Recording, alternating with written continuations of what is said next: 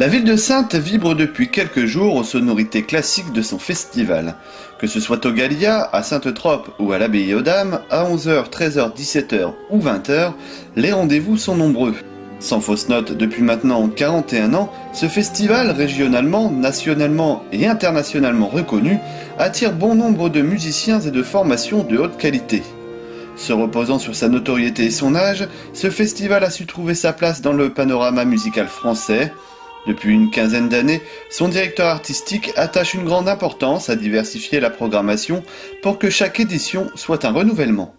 Mon boulot, depuis 15 ans que je fais cette programmation, depuis 10 ans que je suis directeur, ça a été justement d'attirer d'autres artistes et de jouer d'autres répertoires, en gardant toujours en mémoire ce socle solide de musique ancienne, parce que c'est notre force, c'est ça qui sonne bien dans cette abbaye aussi, mais il faut absolument renouveler le propos.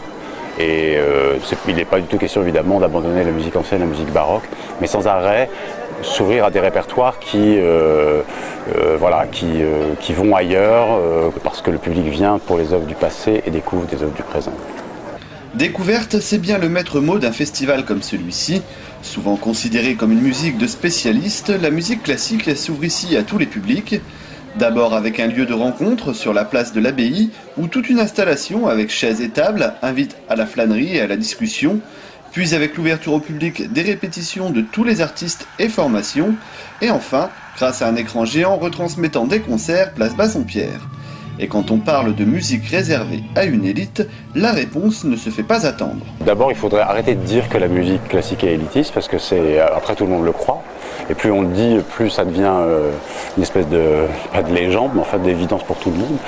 Mais c'est pas ce qui est vraiment important. Une œuvre vous touche ou vous touche pas. C'est comme quand vous, là encore pour retrouver une métaphore culinaire, vous aimez un plat, vous vous demandez pas forcément avec quoi il a été fait. Donc j'en reviens un peu à cette image parce que c'est juste une question de goût. On ne peut pas forcer les gens à aimer quelque chose, je suis d'accord, et la musique classique, les gens sont plus habitués à en entendre. Et une chose aussi avec la musique classique, c'est que ça peut passer quelque chose de très doux à quelque chose de très très fort. Et maintenant, ce qu'on entend à la télévision, à la radio, c'est un son compressé qui est toujours de la même force. Donc notre oreille n'est plus du tout exercée à ça. Et je pense que dans un festival comme celui-là, avec l'écoute qu'il y a dans cette abbaye, on peut passer vraiment de sonorités très douces à des sonorités très fortes. Et que tout ça, quand on suit ça avec attention, il y a peut-être un moment où ça vous met la chair de poule. Ça ne peut pas se commander, ça arrive comme ça, et c'est aussi simple que ça. Il n'y a rien d'autre, et il n'y a pas de question d'élite dans tout ça, absolument pas.